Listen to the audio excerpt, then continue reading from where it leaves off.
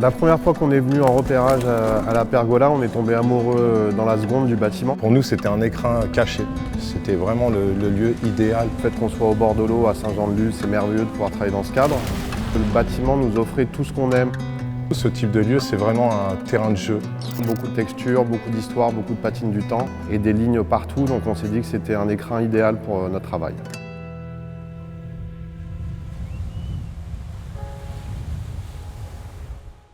Ce qui est beau dans un bâtiment comme la Pergola, c'est qu'il est symptomatique d'une époque.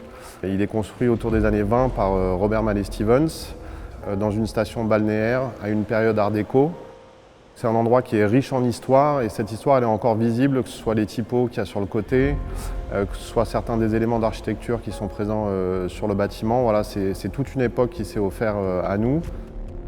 Nous, on vient du graffiti avec Lec et c'est dans ce genre d'endroit qu'on est devenu artiste, qu'on s'est transformé en fait. La peinture permet de faire revivre ces lieux-là.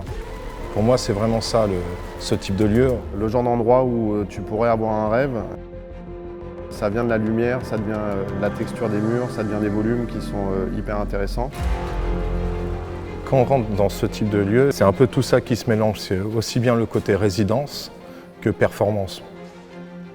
Puisqu'on a réalisé cette peinture, en tout cas ces peintures dans ce lieu, en l'espace de 7 jours. En fait, nous, on saute un peu dans le vide quand on vient sur des projets comme celui-ci. On a convaincu la mairie de nous faire confiance, c'est-à-dire de ne pas travailler avec des skis, c'est vraiment d'improviser ce qu'on allait faire sur place. Depuis longtemps, avec Mathieu, on a ce travail de calligraphie mélangé à du motif géométrique et justement, ça n'a fait qu'appuyer cette inspiration de l'art déco. Lec a commencé à structurer l'espace pour qu'on s'appuie en fait sur ce que l'architecture avait à nous offrir.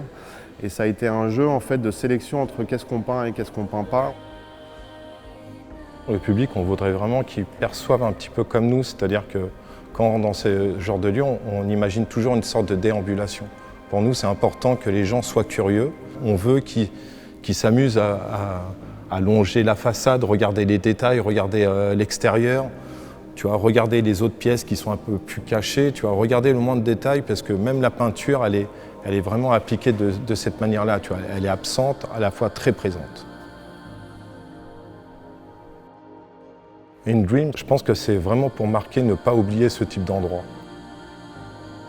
On a gardé les marques des gens qui ont travaillé ici avant nous, des artisans qui ont bossé sur ce bâtiment et de l'architecture de Mallet Stevens. C'est vraiment comme si on voulait faire une peinture collaborative avec tous ces gens qui ne sont pas là, mais dont on est très attentif et attaché au travail.